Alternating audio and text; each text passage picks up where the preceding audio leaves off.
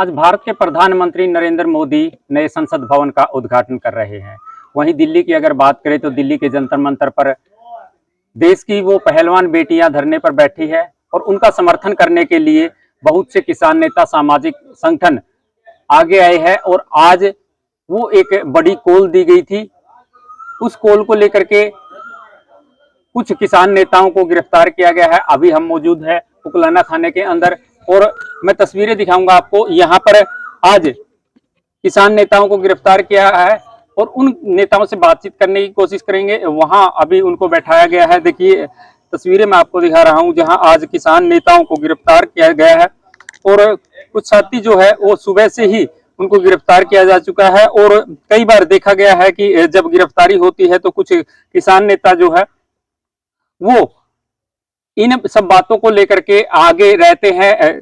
इसी तरह से ये दो किसान नेता जो आपने देखे हैं, किसान आंदोलन के दौरान भी इनको आपने देखा होगा, हमेशा अग्रसर रहे हैं भारतीय किसान यूनियन चडूनी ग्रुप के।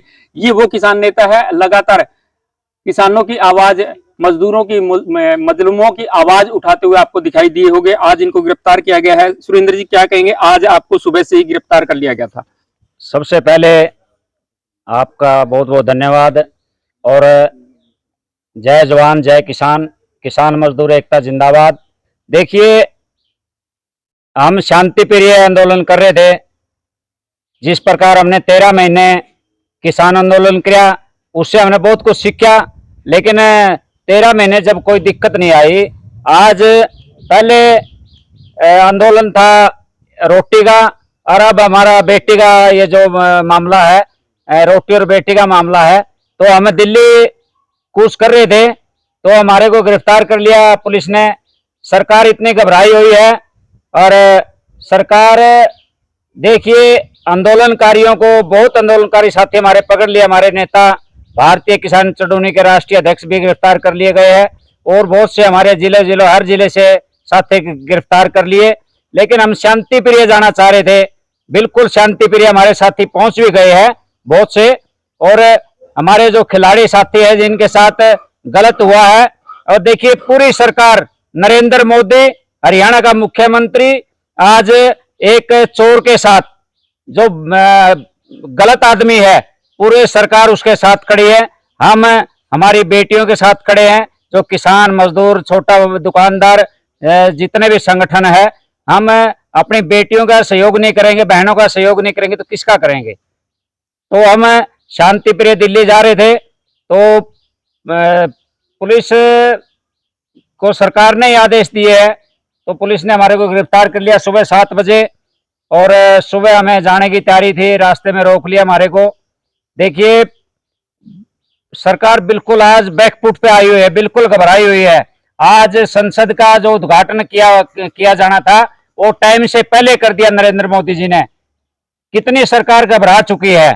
और हम भी इस देश का हिस्सा है, किसान मजदूर छोटा दुकानदार, महिलाएं, खिलाड़ी। हम संसद के ऊपर नहीं जा सकते क्या? ये हम सरकार से पूछना चाहते हैं। हम भी इस देश का हिस्सा है।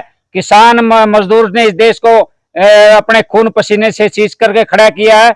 और ब्रिजभूषण जो 15 रुपए इस मेडल की कीमत लगा रहा है, हम उनको बता देना चाहते हैं नरेंद्र मोदी को, हरियाणा के मुख्यमंत्री को और उस भ्रष्ट जो ब्रिजभूषण है उसको, भाई तेरे पास इतना पैसा, इतना बाहुबली, 2 हेलीकॉप्टर कहां से आ गया? एक किसान के पास यहाँ तो गुजारा नहीं होता किसान मजदूर का, और उनके से इतना बड़ा बाहुबली आज उनके पास हेलीकॉप्टर वो कहां से आ गया? हम पूछना चाहते हैं। बेईमानी कमाई से पैसा इकट्ठा करके आज वो एक जुल्म करने पर उतारू है और बड़े गलत बयान दे रहा है। एक वीडियो हमने देखी, उसकी बड़ी शर्मनाक वीडियो आई हुई है। भाई क्या हुआ, कहाँ हुआ? अरे शर्म कर कुछ। हमारी बहन बेटियों की इज्जत है, हम जानते हैं। भाई तेरी बहन बेटी होती तो तू क्या करता? जी सतीश जी क्या कहेंगे, कितने साथियों को आज जो है गिरफ्तार किया गया है? देखिए उकलाना में तो हमें जानकारी है, हम 2 ही हैं, हो सकता है और हमारे साथी वो भी हो, लेकिन पूरे हिसार जिले से, पूरे हरियाणा में से तमाम जो साथी इस आंदोलन के हिस्सा है, इस आंदोलन में मदद कर रहे हैं, उनको गिरफ्तार किया जा रहा है। आज की एक बड़ी कॉल दी गई थी दिल्ली कूच की, क्या उसी को लेकर के आपको डिटेन किया जा रहा है या कुछ और पीछे के जो किसान आंदोलन के कुछ मामले चले हुए थे उनको लेकर के भी इसमें इन्वॉल्व किया जा रहा है? देखिए, उन्हीं लोगों को किया जा रहा है जो लोग इसमें एक्टिव थे, किसान आंदोलन में एक्टिव थे। आज दिल्ली की कॉल थी, उन लोगों को वहां बुलाया गया था, लेकिन सरकार ने अपनी तानाशाही दिखाते हुए, प्रशासन का दुरुपयोग करते हुए लोगों को वहां जाने से रोका है। आज जब यहाँ हमको गिरफ्तार करके जब एसएचओ के ऑफिस में हमें लाया गया, तो वहां 2 तस्वीरें थी जो बोल रही थी, कुछ कहना चाह रही थी। एक थी महात्मा गांधी की, जिन्होंने इस देश के लिए संघर्ष किया, इस देश की आज़ादी में अहम योगदान दिया, जिन्होंने आंदोलनों के बल पर इस देश को आज़ादी दिलाई। वो भी यही कह रही थी कि आज पूरे देश के नागरिक को उठ जाना चाहिए और इस तानाशाह सरकार के खिलाफ लड़ना चाहिए। दूसरी तस्वीर थी बाबा भीमराव अंबेडकर की, वो भी कुछ न कुछ कह रही थी। वो कह रही थी, जिस देश का संविधान हमने इतना अच्छा बना, इस देश का संविधान सबसे बड़ा, दुनिया में सबसे बड़ा संविधान है, और उस संविधान की जो कुचलने का काम ये सरकार कर रही है वो बहुत दुर्भाग्य है। तो मेरे हिसाब से बाबा भीमराव अम्बेडकर का भी यही, जो मैं तस्वीरों में देख रहा था, जो मुझे भाव लग रहा था, यही था कि आज पूरे देश के लोगों को इकट्ठे होकर इस तानाशाह सरकार के खिलाफ खड़ा हो जाना चाहिए, और जो हमारी बेटी धरने पर बैठी है उनका साथ देना चाहिए। आज नरेंद्र मोदी जिस लोकतंत्र की बात कर रहा है, लोकतंत्र, मैं ये कह रहा हूं कि लोकतंत्र हमारा खतरे में है, हमारा देश खतरे में है। आज हमारी सभी की जिम्मेदारी बनती है कि इस लोकतंत्र को बचाने की। सरकार के जो हमारे प्रधानमंत्री है, जो नेता है, मुख्यमंत्री, वो सारे ढोंग कर रहे हैं। मात्र एक फोटो सेशन उनका चला हुआ है, वो देश को बेचना चाहते हैं और जो आम जन की आवाज है उसको कुचलना चाहते हैं। मेरी बार बार यही विनती है देशवासियों से कि हम सबको निकलना होगा, किसी की बारी का इंतजार मत करो। जवान की बारी आई, किसान की बारी आई, आज पहलवानों की बारी है, चाहे कर्मचारी की बात हो। सरकार हर वर्ग को कुचलने की कोशिश में कर रही है। आज मौका है सभी लोगों का इसमें इकट्ठे होकर भाग लेने का। ऐसा नहीं है कुछ लोग आगे लग रहे हैं, उनको गिरफ्तार कर लिया और आंदोलन कमजोर हो गया। आंदोलन कमजोर नहीं होगा। सरकार जितनी प्रताड़ना लोगों के साथ करेगी, आंदोलन उतना मजबूती से उठेगा। ये आंदोलन भी हम निश्चित तौर पर जीतेंगे और बड़ी मजबूती से जीतेंगे। आज सरकार को लोगों की गिरफ्तारी नहीं करनी चाहिए थी, गिरफ्तारी उसकी करनी चाहिए जिस पोस्को एक्ट के तहत FIR है, लेकिन सरकार उसको बचाने की बजाय लोगों को दबाने पर लगी हुई है। हमारी बहन बेटियों की इज्जत के साथ खिलवाड़ किया जा रहा है, ये देश बिल्कुल भी सहन नहीं करेगा। सुरेंद्र जी, पिछले दिनों गुरनाम सिंह चडूनिया ने खटखट टोल पर एक बड़ी पंचायत की थी, क्या उसको लेकर के भी किसान यूनियन, भारतीय किसान यूनियन चडूनी ग्रुप के सदस्यों को, पदाधिकारियों को गिरफ्तार किया? देखिए, पूरे हरियाणा में नहीं, पूरे देश में गुरनाम सिंह चडूनी जी काम कर रहे हैं किसान मजदूरों के लिए, छोटे दुकानदारों के लिए। कितने, मैं आपको कितने बताऊं, जैसे जमीन जो सरकार के किसानों की, मजदूरों की छुड़वा रही थी, उस जमीन को खाली करवाया सरकार से गुरनाम सिंह चडूनी जी ने। पीछे गेहूं का मामला था, वो मुद्दा गुरनाम सिंह चडूनी जी उठाया, और जो भी बहुत से मुद्दे ऐसे हैं जो गुरनाम सिंह चडूनी उठाते रहते हैं, हरियाणा में ही नहीं पूरे देश में। और मैं आपके चैनल के माध्यम से इस देश के प्रधानमंत्री जी से पूछना चाह रहा हूं, आपने बेटी पढ़ाओ बेटी बचाओ का नारा दिया था, क्या आज आप भूल गए? अरे ये तो खिलाड़ियों के खिलाफ तो आप हो, लेकिन एक गरीब परिवार से जो राष्ट्रपति जी हमारे इस देश की बनाई थी, आज नई संसद भवन के उद्घाटन के ऊपर आज वो बेटी भी तो इसी देश के जो हमारी राष्ट्रपति जी है, आज उनको भी इस मौके पर नहीं बुलाया गया। तो ये तानाशाही क्या करना चाह रहे हैं ये नरेंद्र मोदी जी? बिल्कुल, देखिए, कुछ किसान नेता और कुछ सामाजिक कार्यकर्ता भी हमारे साथ है, इन्हीं साथियों से मिलने के लिए आए हैं। सतीश जी, क्या कहेंगे, आज आपके संघर्ष के साथियों को गिरफ्तार किया गया है? नहीं, हमारी प्रशासन को चेतावनी है। यदि गुरनाम चडूनी जी ने बोला था यदि 4 बजे तक नहीं छोड़ा गया तो उन्होंने कहा कि जो मर्जी आप आए, रोड जाम करना है या टोल फ्री करने हैं, वो हम करने से बिल्कुल भी नहीं हिचकेंगे। इस प्रकार से जो रवैया सरकार अपना रही है, इस रवैये को देखते हुए क्या आगे कोई और बड़ा कदम भी जो है ले सकती है पहलवानों के समर्थन में? बिल्कुल, लोकतंत्र में एक गिरने की भी सीमा होती है, नीचे गिरने की सीमा होती है। बीजेपी उसको भी क्रॉस कर चुकी है। अजीत जी, आपको भी पहले काफी संघर्षों में देखा गया है, आज का ये संघर्ष जो है वो कितना रंग ला पाएगा?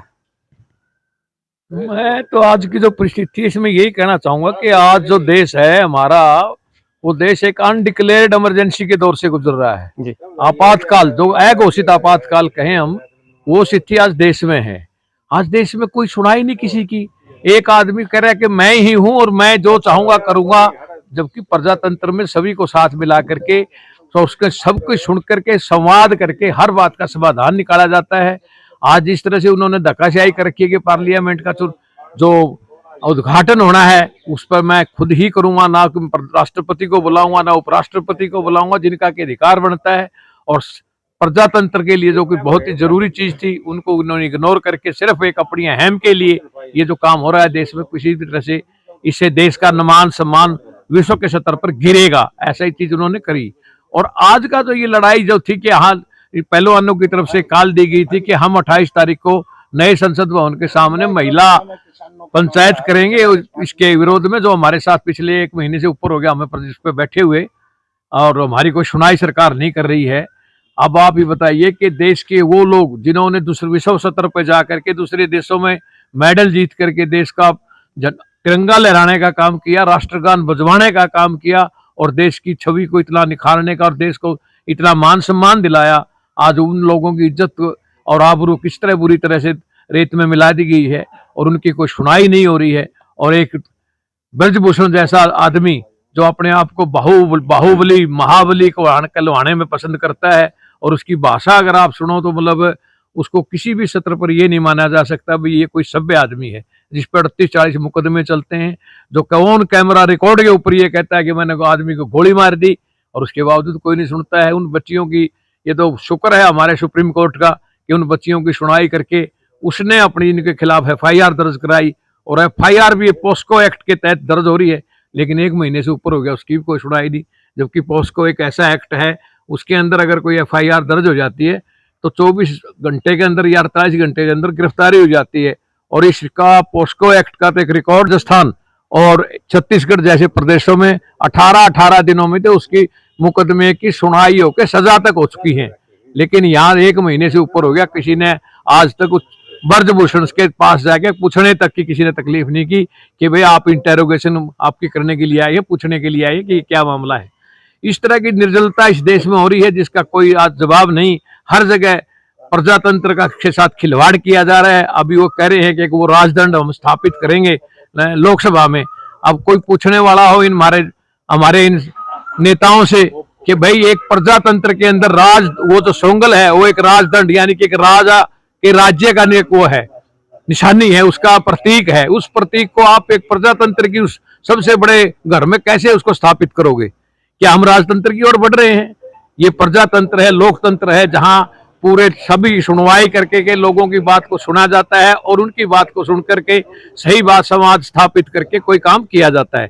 लेकिन इन्होंने जो अपनी बिल्कुल एक इस तरह का रुख अख्तियार कर लिया है कि हम किसी से कोई बात नहीं करेंगे, जो मन में आएगा वो करेंगे, दूसरा कोई कुछ कहता है तो उसे वो गलत है और जो हम कहते हैं वही सिर्फ सही है। इस तरह की जो परिस्थितियां आज देश में बनी हुई है ये कम से कम देश के लिए किसी भी तरह से सही नहीं कही जा सकती। मैं इस बात को मानूंगा कि ये देश हमारा आज बड़े ही गलत दिशा में और गलत समय से गुजर रहा है। मैं भगवान से प्रार्थना करता हूं कि इन नेताओं को सद्बुद्धि दे और हमारे देश के इस गलत रास्ते पर जो चल रहा है, गलत दिशा में जो जा रहा है, इसे संभाल के एक अच्छे रास्ते पर चलाए। और हमारे इन नेताओं से भी हाथ जोड़ के विनती है कि ये जो चाहें करें, लेकिन देश के प्रजातंत्र के साथ खिलवाड़ ना करें, देश के मान सम्मान के साथ खिलवाड़ ना करें, विश्व स्तर पर इस देश का मान सम्मान गिराने का काम ना करें।